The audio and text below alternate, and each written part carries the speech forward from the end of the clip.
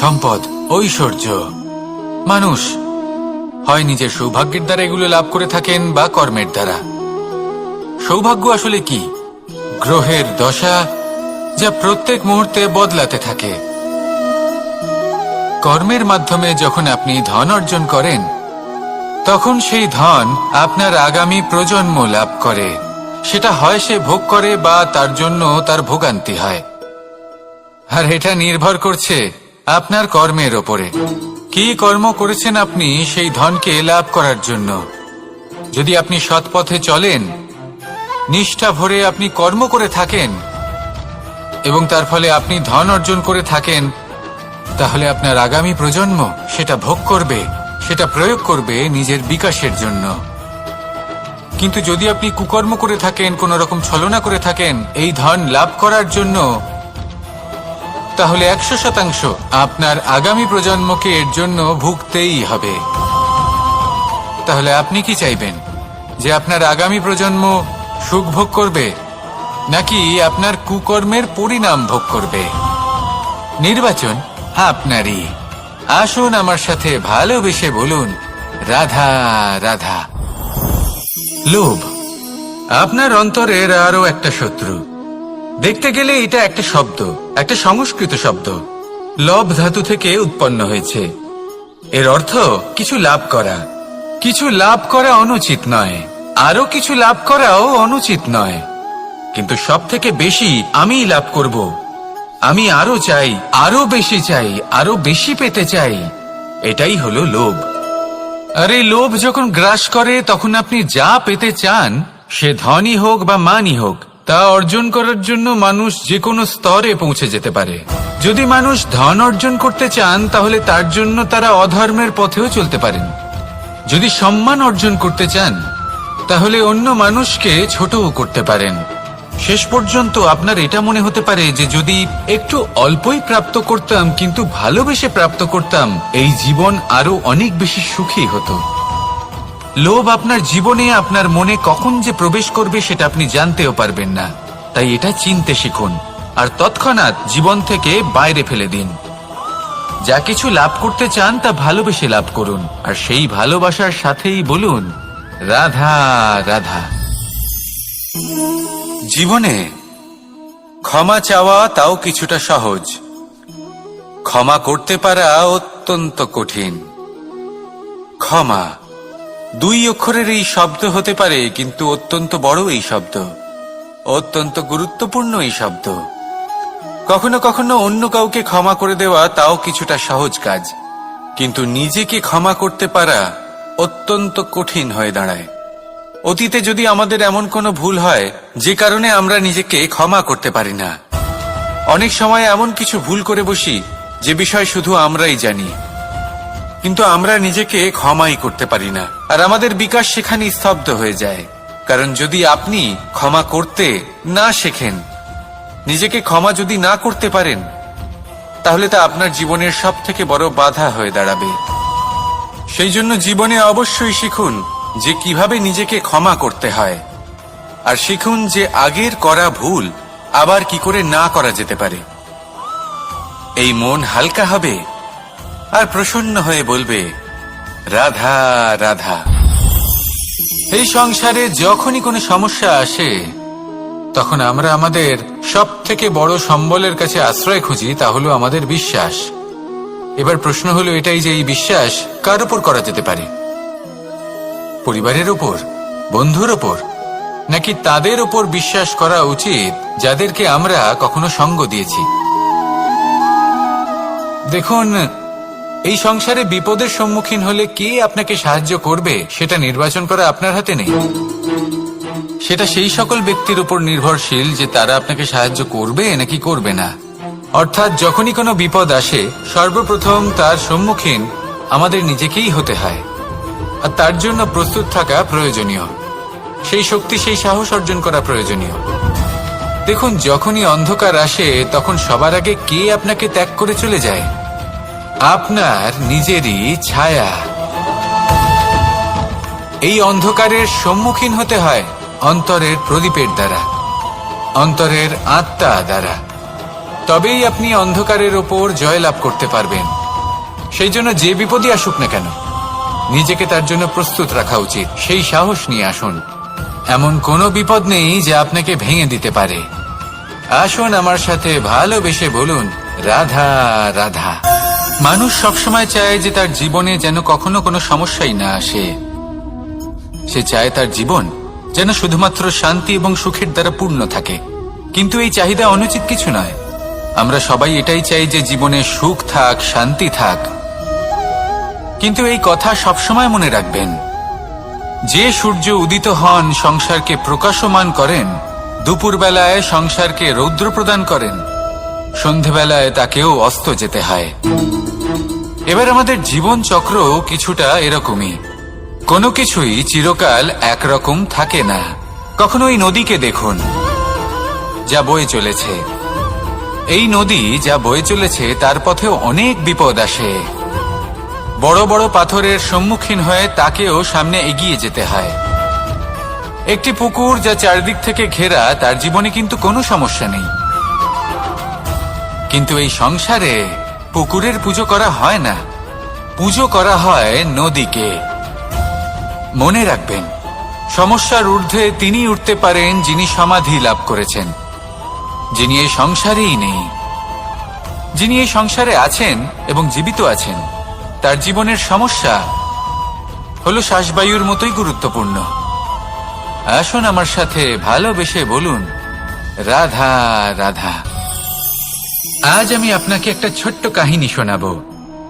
একবার আমি, রাধা আর দাদা, আমরা তিনজনে মিলে লুকিয়ে একটা উপবনে গেলাম আম পেড়ে খেতে। অনেক পরিশ্রম করে আমরা ওখানে পৌঁছলাম আর আমরা আশ্চর্যচকিত হয়ে গেলাম এটা দেখে যে এবার তো আম পাকেইনি।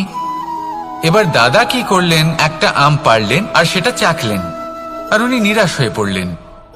উনি বললেন যে এটা তো খুবই টক। তারপর রাধা একটা আম পাড়লো আর সেটা চেখে দেখল, আর রাধা উৎসাহিত হয়ে পড়ল। আমি রাধাকে জিজ্ঞেস করলাম, কি হয়েছে, তুমি এত উৎসাহিত কেন? তখন রাধা বলল যে এবার এত বেশি টক আম হয়েছে যে এগুলো দিয়ে আমরা আচার বানাবো। তাহলে দাদা ওখান থেকে বেরিয়ে গেলেন নিরাশ হয়ে এবং খালি হাতে। রাধাও ওখান থেকে বেরিয়ে গেল কিন্তু উৎসাহিত হয়ে, আর অনেকগুলো কাঁচা আম সাথে নিয়ে। এর থেকে আমরা কি শিক্ষা পেতে পারি? যে প্রত্যেকটা স্থানে এমন কিছু রয়েছে যেখান থেকে আমরা কিছু একটা শিক্ষা লাভ করতে পারি, যা আমাদেরকে বিকাশের পথে নিয়ে যেতে পারে। এই শিক্ষা প্রত্যেক স্থানে আছে। সবকিছু আমাদের দৃষ্টিভঙ্গির উপর নির্ভর করছে। যখনই আমাদের জীবনে, আমাদের সম্পর্কে কোনো সমস্যা, কোনো বিপদ আসে, তখন বেশিরভাগ মানুষ সেই বিষয় নিয়ে দুঃখী হয়ে পড়েন। আর কিছু মানুষ এমনও থাকেন যারা শেষ পর্যন্ত তার সমাধান করেন, বিপদকে পরাজিত করেন, সম্পর্কগুলিকে আবার জুড়ে দেন। যদি আপনি সুখের খোঁজ করেন তাহলে আপনি সুখ অবশ্যই পাবেন, প্রসন্নতা অবশ্যই পাবেন। যদি আপনি দুঃখ খোঁজেন তাহলে দুঃখ অবশ্যই পাবেন। এবার আপনি কি খুঁজতে চান, সেই চয়ন আপনারই। আসুন আর আমার সাথে ভালোবেসে বলুন, রাধা রাধা। কখনো কোনো প্রজাপতিকে উড়তে দেখেছেন? কি সুন্দর উড়ে বেড়ায় সে, এক ফুল থেকে অন্য ফুলে, এক পাতা থেকে অন্য পাতার ওপর। কিন্তু সে কিভাবে উড়তে শেখে কখনো ভেবেছেন? জন্ম থেকেই কিন্তু প্রজাপতির ডানা থাকে না। ও কিন্তু ছোট্ট একটা ডিমের আকারে জন্ম লাভ করে। তারপর সেই ডিমটি ভেঙে একটি কীট বাইরে আসে। আস্তে আস্তে সে বড় হয়, ওর শক্তি বৃদ্ধি পায়। তারপর সে সেই কীট দশা ত্যাগ করে নিজের ডানাগুলি মেলে। এই প্রক্রিয়া তার কাছে সরল নয়, অত্যন্ত যন্ত্রণাদায়ক প্রক্রিয়া, কিন্তু সে সেই যন্ত্রণা মেনে নেয়। আর তারপর আস্তে আস্তে সে উড়তে শেখে। শুধুমাত্র আকাশে উড়ে বেড়ায় তা নয়, আমাদের মনের মাঝে উড়ে বেড়ায়। এবার এই ডিম থেকে প্রজাপতি হয়ে ওঠার যে যাত্রা, এটা যতটা কঠিন, ততটাই কঠিন হয় এই সংসারে শ্রেষ্ঠ কর্ম করা, ততটাই কঠিন হয় এই সংসারে মহান হয়ে ওঠা। সেই জন্য প্রয়োজনীয় প্রচেষ্টা এবং সময়। নিরন্তর প্রচেষ্টা করতে থাকুন, পর্যাপ্ত সময় নিন এবং আপনি নিজেকে এই আকাশে উড়ন্ত অবস্থায় পাবেন। আসুন আমার সাথে ভালোবেসে বলুন, রাধা রাধা,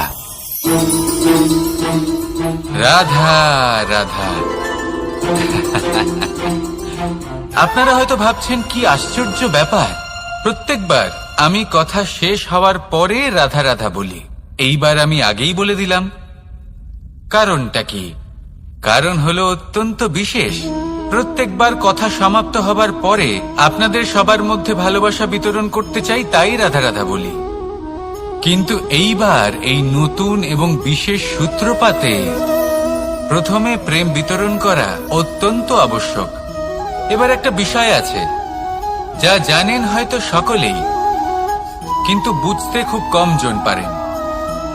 এই প্রেম, এই আনন্দ, এই সকল কিছুর সূত্রপাত হয় নিঃস্বার্থ আবেগের দ্বারা। ঠিক যেমন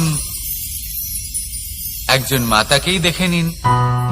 যখনই একজন মাতা সন্তানকে জন্ম দেন, তখন এই সংসার ভুলে যায় যে তার জন্য এটা একটা নতুন জন্ম। কারণ একজন নারী তখন একজন মাতৃরূপে নতুন ভাবে জন্ম নেন।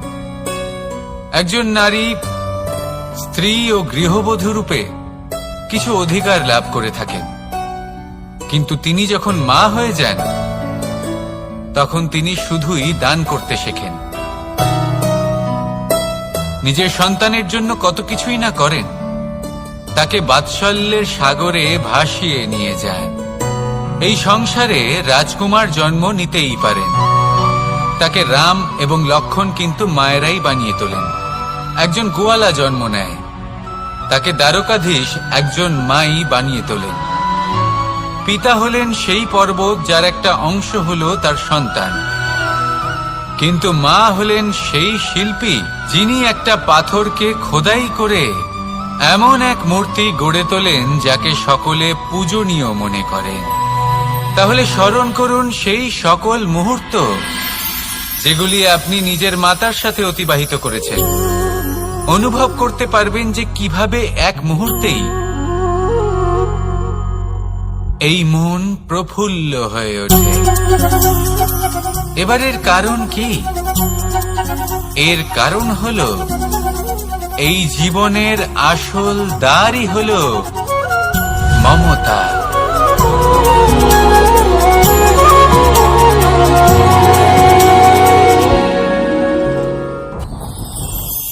যত শক্তিশালী এই মন, তত শক্তিশালী এই শরীরও। এই যে আমাদের শরীর, এটা আসলে কি? এ হলো একটা রথের মতো। আর একটা রথ ততক্ষণ চলতে পারবে না যতক্ষণ না তাকে কোনো সারথি চালাবে।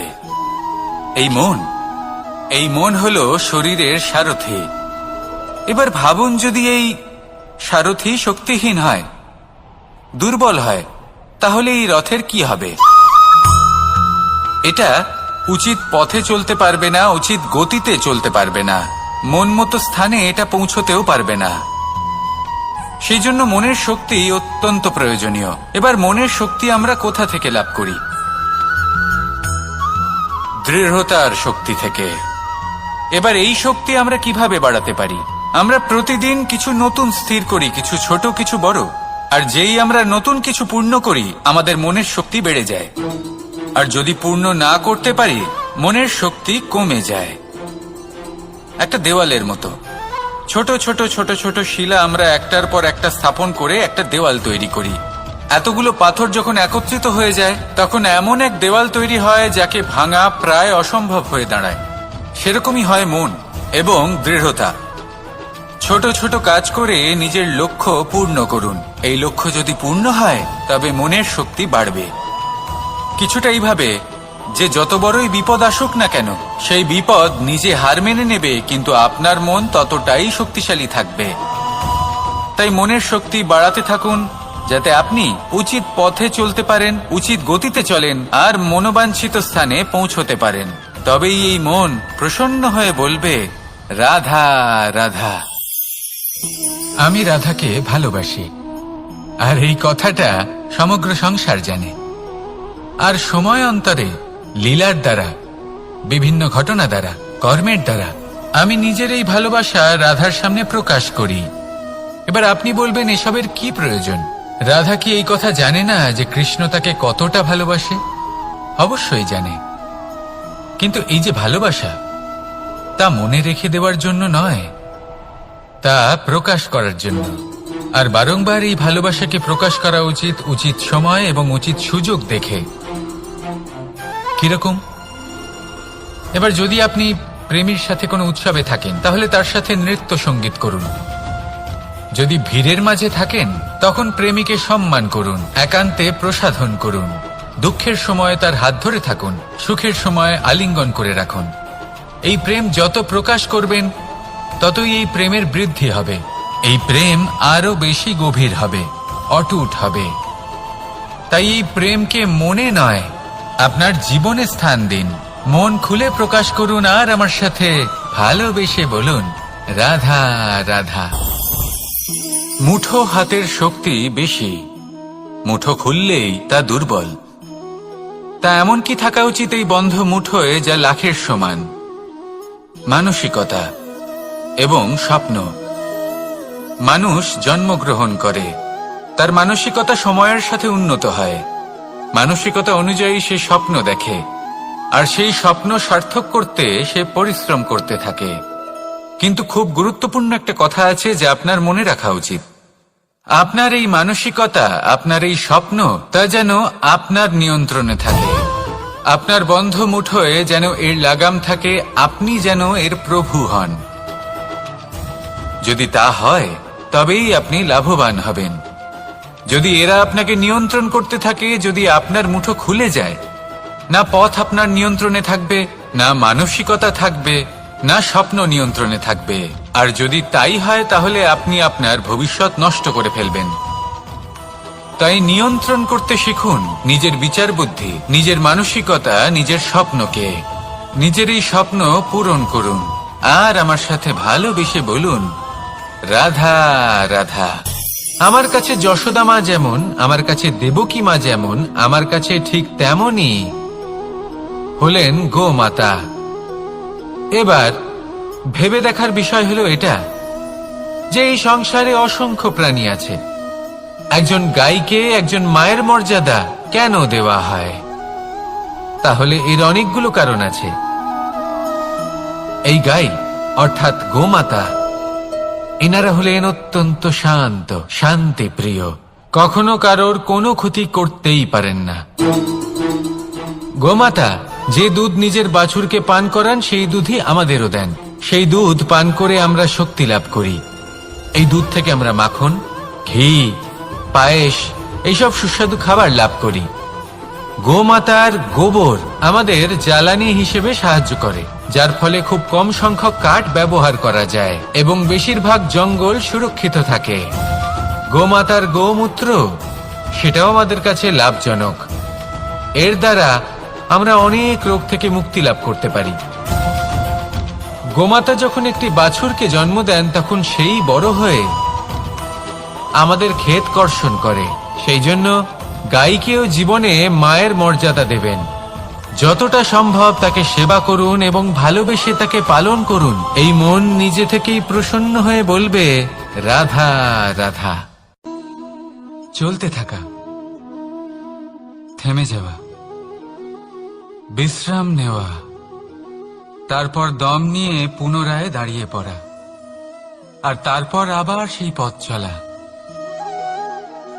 এটা জীবনের অভিন্ন এক অঙ্গ, এটার থেকে আপনি পালাতে পারবেন না। কিন্তু এই অঙ্গকে আপনি নিজের জীবনে কিভাবে প্রয়োগ করবেন, কিভাবে তাকে কাজে লাগাবেন, সেই সিদ্ধান্ত আপনাকে নিতে হবে। যারা হেরে যান তারাও জীবনে থমকে যান, আবার যারা জেতেন তারাও দাঁড়িয়ে পড়েন। যারা হেরে যান তারা হাঁপিয়ে দাঁড়িয়ে পড়েন, যারা জিতে যান তারা দাঁড়িয়ে পড়েন সেই সর্বোচ্চ স্তরে পৌঁছে গিয়ে। এবার দাঁড়াতে তো আপনাকে হবেই, তা হতেই হবে। কিন্তু কখন, কিভাবে দাঁড়াবেন, ক্লান্ত হয়ে নাকি সর্বোচ্চ স্তরে পৌঁছে গিয়ে, সেই সিদ্ধান্ত আপনার। অবশ্যই দাঁড়িয়ে পড়ুন, কিন্তু ক্লান্ত হয়ে নয়, কারণ আপনাকে পুনরায় দাঁড়িয়ে পড়তে হবে, পুনরায় যাত্রাপথে এগোতে হবে এবং সর্বোচ্চ স্তরে পৌঁছতেই হবে। রাধা রাধা। স্বপ্ন, আমরা জীবনে স্বপ্ন দেখতে থাকি, সেটা পূরণ করার পূর্ণ প্রয়াস করে থাকি, কিন্তু এই স্বপ্ন পূরণ না হওয়ার পরিস্থিতিতে আমরা ভেঙে পড়ি, ছিন্ন বিচ্ছিন্ন হই। আর তারপরেই বোঝা আমরা আগামী প্রজন্মের ওপর রীতিমতো চাপিয়ে দিই। আমরা এটাই মনে করি যে আমরা যেটা হতে পারিনি সেটা আমাদের সন্তান অবশ্যই হবে, আমরা যা কখনো পাইনি আমাদের সন্তান অবশ্যই তা পাবে। এটা যে অনুচিত সেটা আমরা ভাবি না, কিন্তু এটা ভুল, আর এই ভুল আমরা সকলেই করে থাকি। সন্তান প্রকৃতি আর পরমাত্মার আশীর্বাদ, ওদের ভেতরে তাদের নিজের একটা অস্তিত্ব লুকিয়ে থাকে, সেটা মন দিয়ে দেখুন তো। আপনি শুধু ওই সন্তানকে জন্ম দিয়েছেন, কিন্তু ওর জীবন আপনার নয়। তাই নিজের সন্তানের সাথে থাকুন, সময় কাটান, ওদেরকে ভালোবাসুন, সবসময় প্রেরণা দিন, কিন্তু প্রেরণা দিন ওর নিজের অস্তিত্বকে বাড়ানোর জন্য, ওর নিজের স্বপ্ন পূরণ করার জন্য, আপনার স্বপ্ন পূরণ করার জন্য নয়। ওদের অস্তিত্বকে পূর্ণাঙ্গে বৃদ্ধি পেতে দিন। রাধা রাধা। এই পুকুর দেখছেন আপনি, পুকুরের জল কখনো প্রবাহিত হয় না, একই স্থানে জমে থাকে, আর সেই কারণে কিছুদিন পর ময়লা হতে শুরু করে। কিন্তু তাও আমরা একে ত্যাগ করি না, আমরা তবুও একে পুজো করি। শুধুমাত্র এই কারণে নয় যে অতীতে সে আমাদের তৃষ্ণা মিটিয়েছে, কিন্তু এই কারণেও যে যদিও বা সে ভবিষ্যতে আমাদের তৃষ্ণা না মেটায়, কিন্তু প্রয়োজন হলে আগুন অবশ্যই নেভাতে পারে। ঠিক সেই রকমই হয় আমাদের সম্পর্ক, সম্পর্ক যা আমরা বহু বছর পরিশ্রম করে তৈরি করি, যে দরকার পড়লে আমাদের সহায়ক হয় কোনো না কোনোভাবে। সেই জন্য সম্মান করতে শিখুন এই সম্পর্কগুলিকে, শিখুন এই সম্পর্কগুলিকে অটুট রাখতে। কথায় কথায় এই সম্পর্কগুলিকে ভেঙে দিতে শিখবেন না। রাধা রাধা। বিষ, এই শব্দটা শুনলেই মনে অনেক কল্পনা জন্ম নেয়। কল্পনা অসহ্যকর তিক্ততা, কল্পনা অত্যন্ত বেদনাদায়ক মৃত্যু। এবার যদি আপনাকে জিজ্ঞেস করা হয় যে সবচেয়ে বিষাক্ত বিষ কোনটা, তাহলে আপনি কি বলবেন?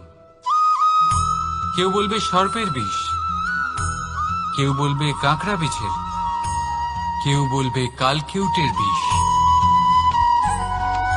কিন্তু না, এই সমস্ত রকম বিষ সেই বিষের সামনে টিকতে পারবে না যাকে আমরা বলে থাকি কানের মধ্যে ঢালা বিষ। শুনতে অত্যন্ত মিষ্টি, কিন্তু তিক্ততায় অত্যন্ত বিষাক্ত। পেটের মধ্যে যাওয়া এই বিষ শুধুমাত্র একটি মানুষের মৃত্যুর কারণ হয়, কেবল একটি, কিন্তু কানের মধ্যে ঢালা এই বিষ একাধিক সম্পর্কের নাশ করতে পারে। আর এটাতে সেই ব্যক্তির ভুল নেই যে আপনার কানে বিষ ভরেছে, আপনি তাকে দোষ দিতে পারেন না। এখানে দোষ আপনার নিজের, যে এই বিষকে আপনি নিজের উপরে প্রভাব ফেলতে দিয়েছেন, এই বিষকে সুযোগ দিয়েছেন আপনার ক্ষতি করতে। এটা আপনার ভুল। সেই জন্য কুমন্ত্রণায় কখনো কান দেবেন না। আপনার মনে ভালোবাসার দৃঢ়তা জাগিয়ে তুলুন আর নষ্ট করে দিন এই সংসারের সমস্ত বিষের প্রভাবকে। রাধা রাধা। জীবন, আমাদের এই জীবন সুখ আর দুঃখ, এই দুইয়ের মিশ্রণ। এদের সংমিশ্রণই জীবনের ভারসাম্য বজায় রাখে। এখন এই সুখ সুখ এমন এক বস্তু যাকে সবাই খুঁজে চলেছে। দুঃখ এমন এক অনুভূতি যা সবার কাছে আছে। আমাদের প্রত্যেকের জীবনে সুখ আর দুঃখ আসতে থাকবে আর যেতেও থাকবে। এটা অবশ্যই জীবনে থাকবে, কিন্তু সফলতা এটা সবার জীবনে আসে না। কেন? কারণ এই সফলতা সুখ আর দুঃখের দ্বারা প্রাপ্ত হয় না। সফলতা প্রাপ্ত হয় নিজের উপরে বিশ্বাস করতে থাকলে। আকাশের ওই সূর্যকে দেখুন, সূর্যের বিশ্বাস আছে নিজের উপর যে সে সমস্ত জগৎকে আলোকিত করতে পারবে, নিজের প্রথম রশ্মি দিয়ে অন্ধকারকে দূর করতে পারবে। সূর্য এই বিশ্বাস নিয়েই আসে, আর কিছুক্ষণের মধ্যেই সমস্ত সংসার থেকে অন্ধকারকে বিনাশ করে ফেলে সে। তাহলে মনে রাখবেন, এই সুখের আভাস, এই দুঃখের অনুভূতি আসতেও থাকবে আর যেতেও থাকবে। শুধু নিজের উপরে বিশ্বাস রাখুন, তারপর দেখবেন এই সফলতা আপনার দাস হয়ে থাকবে। রাধা রাধা। চাঁদ কত শ্রেয়, শুভ্র, কত সুন্দর, কিন্তু যদি আপনি মনোযোগ সহকারে দেখেন তাহলে দেখবেন এই চাঁদেও দাগ আছে। আর এই দাগগুলি থাকার কারণে কি এই চাঁদের মাহাত্ম্য কখনো কমে যায়? কখনো নয়। এর কারণ হলো চাঁদের নিরন্তর চেষ্টা। একবার এই আকাশে দেখুন, এই অন্ধকার সবসময় চেষ্টা করে চাঁদকে ঢেকে দেওয়া, কিন্তু এই চাঁদ সবসময় এই অন্ধকারের সাথে লড়াই করতে থাকে। অমাবস্যা থেকে শুরু করে চাঁদের এই যাত্রা পূর্ণিমা অবধি পৌঁছেই যায়। আর তাই এই চাঁদের পুজো করা হয়, এই কারণে এই চাঁদকে মাহাত্ম্য দেওয়া হয়। এইভাবেই যদি আপনার মধ্যে কোনো দোষ থাকে, কোনো খারাপ কিছু থাকে, তাহলে সেটা কোনো বড় ব্যাপার নয়। চেষ্টা করুন সেটাকে শুধরে নেওয়ার, কিন্তু সেই কারণে নিজেকে খারাপ মনে করা এটা অনুচিত। নিজের ভুলগুলো, নিজের দোষগুলো, নিজের খারাপ দিকের কথা ভুলে আপনি এই সংসারের ভালোর দিকে প্রস্থান করেই দেখুন না। আপনি দেখবেন আপনার অন্তরের তেজ ঠিকরে বেরোচ্ছে। রাধা রাধা। এই পিঁপড়েদের দেখছেন আপনি? সবাই একই রকমের। এদের মধ্যে তফাৎ খুঁজে বার করা অসম্ভব। মনে হয় যেন ওদের আলাদা আলাদা অস্তিত্বই নেই। কিন্তু যদি আপনি মন দিয়ে দেখেন তাহলে দেখবেন প্রতিটা পিঁপড়ের আলাদা কাজ নির্ধারিত, তাদের আলাদা অস্তিত্ব আছে। কেউ বাড়ি বানানোর জন্য মাটি সংগ্রহ করতে পটু, কেউ ঢিপি বানাতে পটু, কেউ খাবার খোঁজায় পটু, আবার কেউ সেই খাবার আনায় পটু। ঠিক সেরকমই হয় মানুষেরা। মনে হতেই পারে সবাই একই রকম, কিন্তু প্রতিটা মানুষের ব্যক্তিত্ব, প্রতিটা মানুষের অস্তিত্ব ভিন্ন হয়। আর সত্যি কথা বলতে কি, প্রতিটা মানুষের ভিন্নতাই আমাদের প্রগতির দিকে নিয়ে যায়। ভাবুন, যদি আপনাকে কারোর সাথে হাত মিলিয়ে চলতে হয়, তাহলে আপনাকে আপনার সোজা হাত তার উল্টো হাতে ধরে এগোতে হবে। এটাই সৃষ্টিকর্তার সৃষ্টির নিয়ম। ভিন্নতা, এই ভিন্নতাকে আশীর্বাদ ভেবে চলুন, এতে কোনো খারাপ নেই। রাধা রাধা। দাদা আমাকে বহুবার জিজ্ঞেস করেন যে কানাই, তুমি রাধার সাথে এই সংসারকে প্রেম শেখাতে এসেছো, তাহলে কেন তুমি রাধাকে এত বিরক্ত করো? কেন ও তোমাকে বিরক্ত করে? কেন এই ঝগড়াঝাটি হয়? কেন এই টানাপোড়েন চলে? এবার এটার উত্তর আমি কিছুটা এইভাবে দিতে চাই। পিঁপড়ে সেই বাড়িতেই প্রবেশ করে যেখানে মধু উপস্থিত আছে। যদি আপনার বাড়িতে মধু থাকে, কোনো মিষ্টি জিনিস থাকে, মিষ্টত্ব থাকে, তাহলে পিঁপড়ে সেখানে অবশ্যই প্রবেশ করবে। ঠিক এইরকমই হয় আমাদের সম্পর্ক। এর মধ্যে ছোটখাটো ঝগড়াঝাটি, টানা পড়েন, রাগ করা, মন ভাঙানো, এই সব তো চলতেই থাকে, বিশেষ করে সেই সম্পর্কগুলিতে যেখানে মিষ্টত্ব আছে। মনে রাখবেন, যেই সম্পর্কে কোনো খুনসুটি নেই, রাগ করা, মান ভাঙানো নেই, কোনো ছোটখাটো ঝগড়াঝাটি নেই, সেই সম্পর্ক শুধুমাত্র মস্তিষ্ক দিয়ে পালন করা হচ্ছে, মন থেকে নয়। তাই মন থেকে ভালোবাসতে শিখুন। আর এই ছোটখাটো ঝগড়াঝাটির, এই অম্ল মধুর খুনসুটির আনন্দ উপভোগ করুন, কারণ এতেও ভালোবাসা আছে। রাধা রাধা। এই পুস্তক বড়ই কাজের জিনিস। কাহিনী হোক, কবিতা হোক, স্মৃতি হোক, এতে যাই লিখে দেবেন তা ভবিষ্যতের পুঁজি হয়ে যাবে। কিন্তু যদি কখনো এমন হয় যে এই পুস্তক ময়লা হয়ে যায়, বা যদি কোনো পাতায় আপনি ভুল করে কালি ফেলে দেন, বা কোনো বাক্য লিখতে গিয়ে আপনি ভুল করে ফেলেন, তাহলে আপনি কি করেন? সেই পুস্তক কি আপনি তুলে ফেলে দেন? না, তাই তো। শুধু একটা পাতা ছিঁড়ে ফেলেন, যাতে সেই পুস্তক সঠিক থাকে, সুন্দর হয়ে ওঠে। এই পুস্তকের মতোই হয় আমাদের সম্পর্ক। তার সেই এক পাতা, একটা ভুল। তাই যে কোনো সম্পর্কে যদি কারোর কোনো ভুল হয়ে গিয়ে থাকে, তাহলে সেই ভুলকে সম্পর্ক থেকে দূরে করা সঠিক হবে। সেই ভুলকে ভুলে যাওয়াই সঠিক হবে। সেই সম্পর্ক ভাঙা নয়, সেই সম্পর্ক সামলে রাখুন। কারণ ভুল তো সবার দ্বারা হয়। যদি এরকম করেন, তবেই জীবনরূপী পুস্তক আরো সুন্দর হয়ে উঠবে।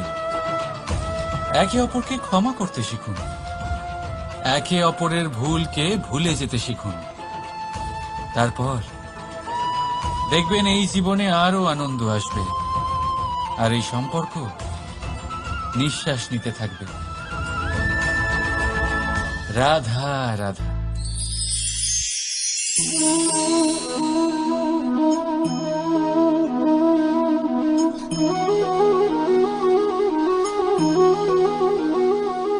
আমার এই ছায়া দেখতে পাচ্ছেন আপনি? প্রকাশের স্রোত যখন মধুর আর দূরে থাকে, তখন এই ছায়া লম্বা হয়ে যায়। কিন্তু যেই প্রকাশের স্রোত মাথার উপরে চলে আসে, এই ছায়ার আকার ক্রমশ ছোট হতে থাকে, আর অন্ধকারে তো এই ছায়া বিলুপ্ত হয়ে যায়। কিছুটা এরকমই হয় আমাদের অহংকার।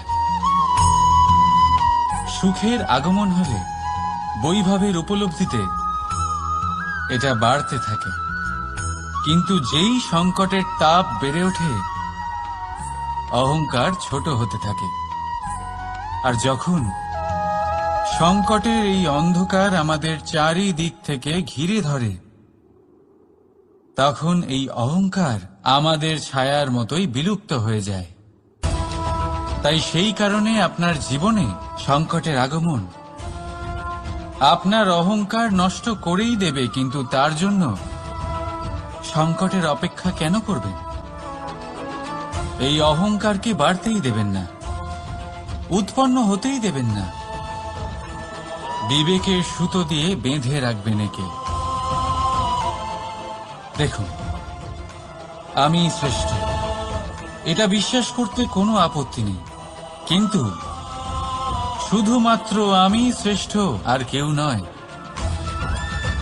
এই আত্মসম্মান নয়, এ হলো অহংকার। আর অহংকার আর কিছুই নয়, শুধু পতনের দিকে প্রথম পদক্ষেপ। আর এই জীবনে পতনের দিকে নয়, প্রেমের দিকে এগিয়ে যান। আর আমার সাথে ভালোবেসে বলুন, রাধা রাধা। আপনি কি কখনো ফলে ফুলে পরিপূর্ণ বৃক্ষ দেখেছেন? তার ডালগুলো কিরকম স্বাধীনভাবে বেড়ে ওঠে, কিন্তু যদি এই ডালগুলো মূলের সাথে ঠিকভাবে যুক্ত না থাকে, সেই বৃক্ষের মূলগুলি গভীর না হয়, তাহলে কি হবে? তাহলে কি সে সেই সব সুবিধা পাবে? কখনোই নয়। সেই বৃক্ষের ডাল পড়ে যাবে, সেই বৃক্ষ ভূমিষ্ঠ হয়ে যাবে। ঠিক সেইভাবেই চিন্তা ভাবনার স্বাধীনতার আনন্দ আপনি তখনই আস্বাদন করবেন যখন আপনার শিক্ষা গভীর হবে। তাই স্বাধীন থাকুন দৃষ্টিভঙ্গিতে, কিন্তু যুক্ত থাকুন শিক্ষার সাথে। রাধা রাধা। সমাজ, আমরা এই সমাজে বাস করি, আর বহুবার একটা গুরুত্বপূর্ণ কথা ভুলে যাই। এই সমাজ আমরা সকলে মিলে তৈরি করি। সমস্ত সময় কাটিয়ে দিই এইটা ভাবতে ভাবতে যে এই সমাজ কি ভাববে, আমার কি করা উচিত, আমার কি ভাবা উচিত, কি পড়া উচিত, কোনটা সঠিক কোনটা ভুল। যদি আমি এটা করি তাহলে কয়েকজনের এটা মনে হবে না তো যে আমি খারাপ, যখন আমি তা নই। মনে ভয় উৎপন্ন হয় সেই কয়েকজন মানুষের জন্য। তার কারণ হলো আমরা আমাদের মনের কথা শুনতে পাই না, না শুনতে পারি, না বলতে পারি, আর না করতে পারি। সেই কয়েকজন মানুষের ভয় আমরা খারাপের বিরোধিতা করা ছেড়ে দিই। কিন্তু কখনো নিজেকে জিজ্ঞেস করুন, শেষ পর্যন্ত কারা এই কয়েকজন মানুষ? এই সংসারে প্রতিটি মানুষেরই নিজের আলাদা আলাদা ব্যক্তিত্ব আছে, আলাদা দৃষ্টিভঙ্গি আছে। তাই যদি আপনি এটা ভাবেন যে আপনি সবাইকে খুশি করতে পারবেন, তাহলে আপনি ভীষণ বড় ভুল করছেন। জীবনে কর্ম তাই করুন যাতে আপনার অন্তরাত্মা সন্তুষ্ট হয়, আর অন্তরাত্মা সন্তুষ্ট তখনই হবে যখন আপনার কর্ম শুভ হবে। তাই নিজের মনের কথা শুনে এই সংসারে শুভ কর্ম করতে থাকুন, তবেই এই সংসারের কর্মে আপনি সার্থক হবেন। রাধা রাধা। এই পাতাকে দেখুন, কত কোমল, কত শীর্ণ। যদি এর উপরে একটুও জোর খাটান বেঁকে যাবে।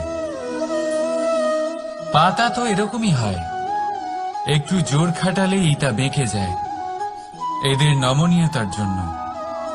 কিন্তু ওদের এই নমনীয়তার জন্য ঝড়ে বিপর্যয়ে ওরা ভেঙে পড়ার থেকে বেঁচে যায়। যদি এদের বদলে কোনো দৃঢ় বৃক্ষ হয়, তখন হাওয়ার তীব্র গতি সে সহ্য করতে পারে না, তার সম্মুখীন হতে পারে না, ভেঙে পড়ে যায় সে। ঠিক সেই রকমই হয় আমাদের সম্পর্ক। যদি এর মধ্যে সেই নমনীয়তা না থাকে, অহংকারের দৃঢ়তা থাকে, সেই সম্পর্ক নষ্ট হয়ে যায়। তাই আনুন এই নমনীয়তা আপনার সম্পর্কে, যাতে কাল যদি কোনো সমস্যা এসে দাঁড়ায়, এই সম্পর্ক যেন না ভেঙে যায়। একবার ওই আকাশের দিকে তাকান, সূর্য চন্দ্রকে দেখে নত হয়ে যায়, আর আমরা তো সাধারণ মানুষ। তাই সম্পর্ক নিচু করবেন না, সম্পর্কের সামনে নত হতে শিখুন। রাধা রাধা। প্রেম, আমরা সকলে প্রেম করি, প্রেম পাওয়ার চেষ্টা করতে থাকি। আর এমনও অনেক মানুষ আছেন যারা প্রেম অর্জন করেও ফেলেন, কিন্তু সেখান থেকে শুরু হয় এক নতুন অধ্যায়ের। আচমকা দুই প্রেমীর কিছু অনুচিত বলে মনে হতে থাকে, আচমকা দুজনে নিজেদের অস্তিত্ব নিয়ে বিচলিত হতে থাকেন। এবার এমন হলে কি করা যেতে পারে?